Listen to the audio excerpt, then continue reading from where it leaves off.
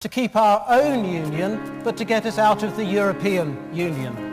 One man who has, throughout his adulthood, campaigned on these principles is our next speaker. I first had the privilege of meeting Nigel Farage when we were both schoolboys together in southeast London 40 years ago. And I can tell you that the Nigel Farage today is still the Nigel Farage of 40 years ago. This man is nothing if not consistent. He's a genuine politician with real beliefs, and he says it as it is. And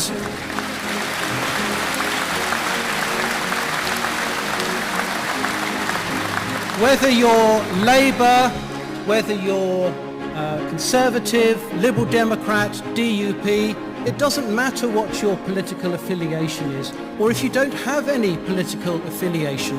All of us want politicians to say it as it is, for them to be truthful when they speak to people, to listen to what people's concerns are.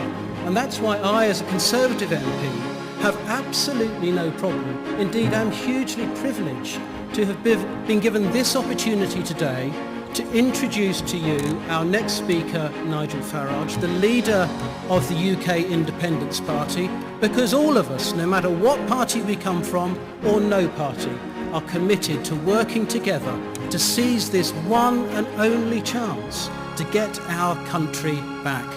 Ladies and gentlemen, Nigel Farage. There is a gathering electoral storm. It's coming on the left, on the centre and on the right across every member state in this union, and perhaps this is why we see the fear in the faces. Increasingly people are saying, we don't want that flag, we don't want the anthem, we don't want this political class. What this initiative, led by Peter, and I'm just a foot soldier, following and helping, what this initiative has done is there'll be 6 of us on the platform in Kettering in a couple of weeks' time. And it'll be the first of a big rolling series of meetings that are going to go right across the United Kingdom. And the question that I want to ask, that we're all going to ask is, who are you? I'd never heard of you. Nobody in Europe had ever heard of you. I'll share a platform with virtually anybody that believes we should get back our independence and self-government in this country. And I look forward to working with Conservative MPs, Conservative ministers, as indeed I want to work with Labour figures or Green figures or anybody across the political spectrum.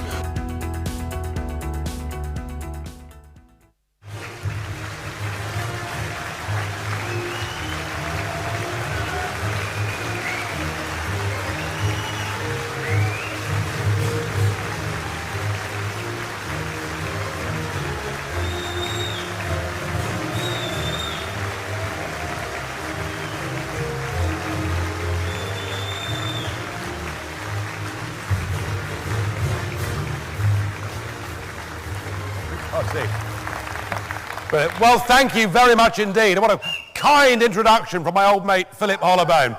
He's right. I haven't changed at all in 40 years. I was impossible then, and I'm implacable now, because I have spent 20 years of my life fighting and campaigning, standing in election after election, some with success, many with failure. But I've done it because I believed that this transfer of powers from our country, from our parliament, from our courts to these EU institutions is not what my mother and father voted for back in 1975. Not at all. And it is not a question that I have ever been asked. And I believe we should make our own laws in our own country. I believe we should control our own borders. I believe our courts are the ones that should be supreme. And I believe that the best people to govern Britain are the British people themselves. So after 20 years of doing this, and at times being really pretty worried that I might finish up as the patron saint of lost causes, and it's been a pretty lonely old game, I can't tell you how long I've waited for this day. This means more to me than anything I've done in my political career. To be on this platform,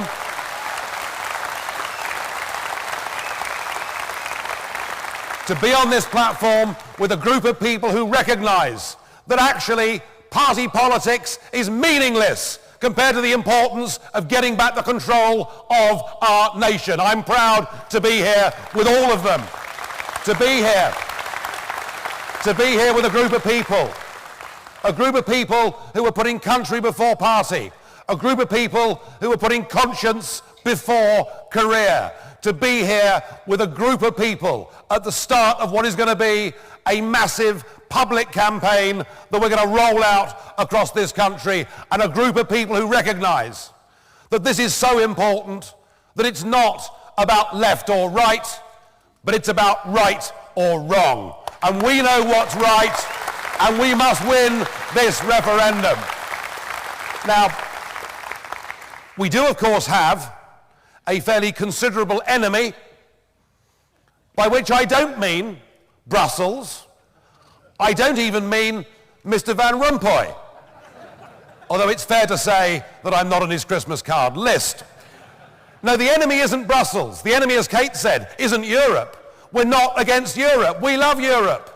We're happy to go on holiday there. Some of us are happy to drink their wine. We buy and sell motor cars with each other. We love Europe.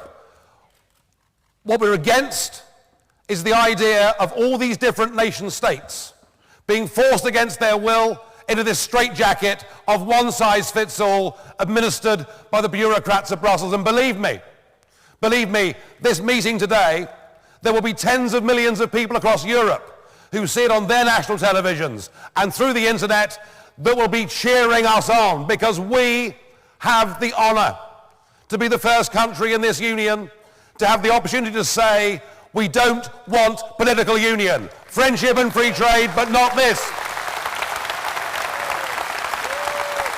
And I think, in many ways, ironically, we are the true Europeans, because we recognise that a Europe of different countries, different cultures, different languages, different histories, different cheeses, that's a good Europe, provided it's democratic and it trades together. So I hope that when Britain does exit itself from this political union, that it's followed by the rest of Europe too. I look forward to a better, happier, freer Europe. Now, our enemies aren't in Brussels. Our enemies are in Westminster. Our enemies are indeed in parts of Canary Wharf. I'll come to him in a moment, sir. Just wait. Just wait. And what we're going to see over the next few months, paraded on television, are our political class. People who didn't tell us the truth back in 1975. People who told us that if we didn't join the euro, investment would dry up into this country. So we'll get a parade on television. We'll see Ken Clarke. That's not a bad start, actually. Try this one.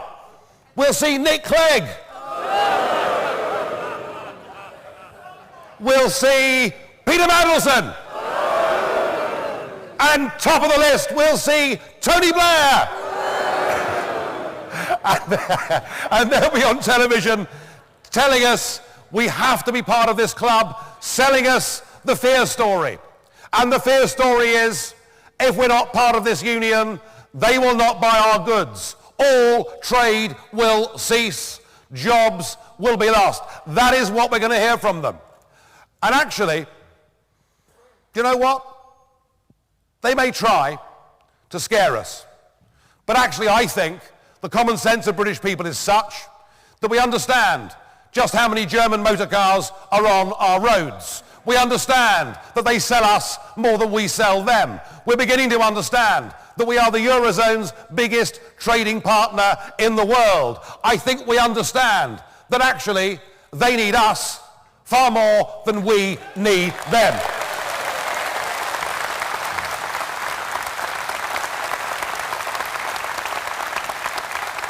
Our campaign needs to be a positive one.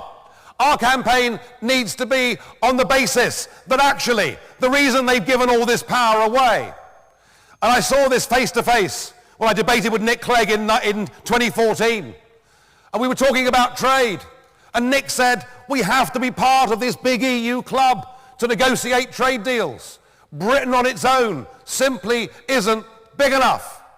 And I responded by saying that Iceland, with a population of 320,000 people, had just signed a trade deal with China. I was damn certain if Iceland was big enough, then the United Kingdom was big enough to negotiate its own trade deals.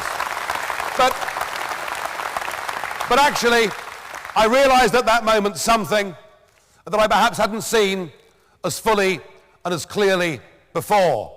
And we'll see it on those TV sets when we see Clark and Clegg and Mandelson and Blair, and we'll hear it from the Prime Minister. What they mean, ladies and gentlemen, isn't that we're not big enough.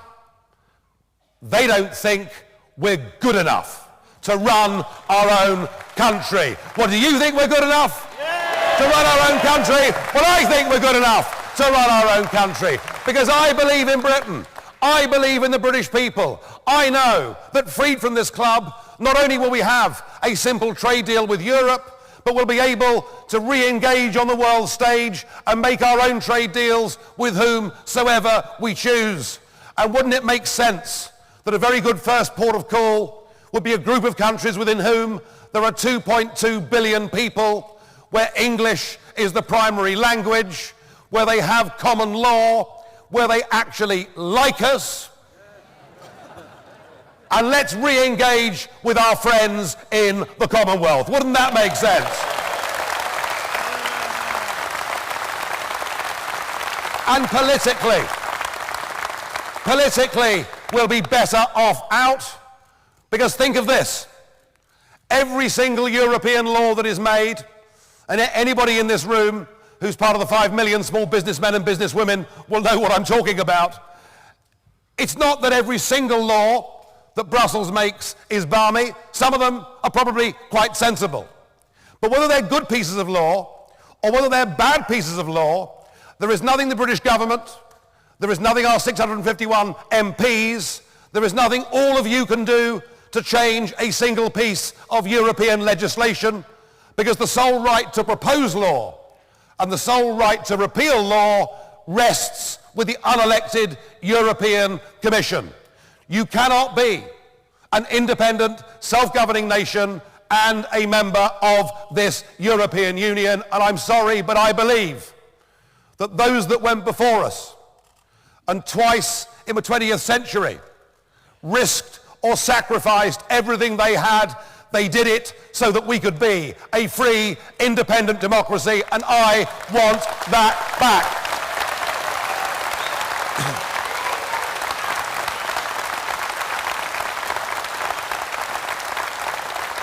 So we'll be better off economically, able to make our own trade deals, not squandering over £50 million a day as a contribution. We could build a new district hospital every week in this country for the cost of our EU contributions. I know which I'd prefer, and I'm sure you do too. But crucially, absolutely crucially, the key issue that I believe will win us this referendum is the fact that as a member of this union, we now have an open door to nearly 500 million people, any of whom can come into our country. Now, the levels of immigration into Britain have been too high. Governments have promised they would control it to tens of thousands a year. We know net migration is running at 1/3 a year. And that's if you believe the official figures, which incidentally, I don't. Too many people coming into a country too quickly has driven down the wages for ordinary workers in Britain. Has put intolerable pressure on primary school places, the health service, all of our vital public services. But what it's also done is to change many communities in our market towns and in even our cities in a way that is unrecognisable. If immigration is to work, it has to be at a rate and a level whereby people speak the same language and can integrate. And we can't do that. We can't do that. We can't do that as members of the European Union. So only by leaving this European Union, only by leaving this political union, can we take back control of our borders. And once we've done that, we can then put in place an Australian-style point system so that we can decide who comes to Britain. And yes, we want good people. We want skilled people. We want people to come who bring their own health insurance. We want people to come who haven't got criminal records, but we need to control the numbers. But I think it's now even more serious than that. You know, 2 of those Paris murderers got back into the European Union posing as migrants coming through the Greek islands. The best way to ensure ourselves against future terrorism is to take back control of our borders.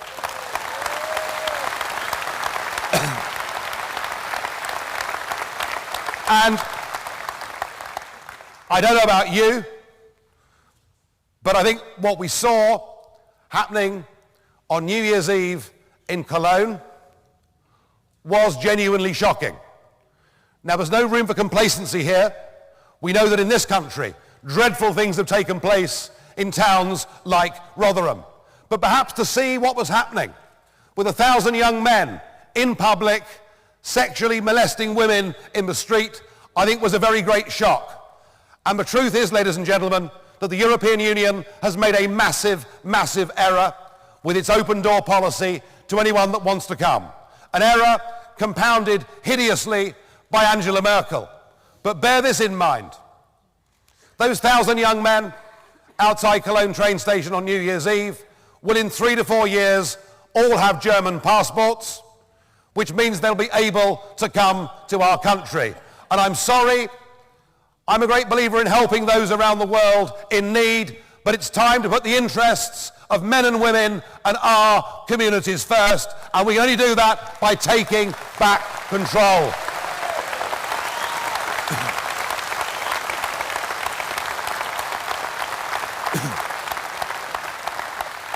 This is a once-in-a-lifetime opportunity. Against us, there'll be Goldman Sachs. Against us, there'll be most of our political class and sections of the media. But I don't really care how many big banks and big politicians are against us, because this campaign, it's perfectly clear, it is people against the politicians. It is the people of this country that need to rise up. It is the people of this country. It is the people of this country that need to take back that's given away. Our politicians never had the authority to give away this amount of power. Our politicians have handed us over to an organisation with a flag and an anthem and a police force and an organisation that intends to build its own army. Our politicians have literally given away our country, and I want my country back. In fact, I'd say, can I speak for you? Can I speak for you? And can I say, we want our country back? Why don't you say it with me? We want our country back. One more time. We want our country back. Thank you. I'll introduce Liam, yeah? All right. Wonderful, great stuff. I'll introduce Liam. Thank you. Thank you. Thank you. Thank you. Thank you. Well, thank you for that, and thank you for struggling through the traffic to get here. They say the public meeting is dead. I think today proves quite the reverse of that.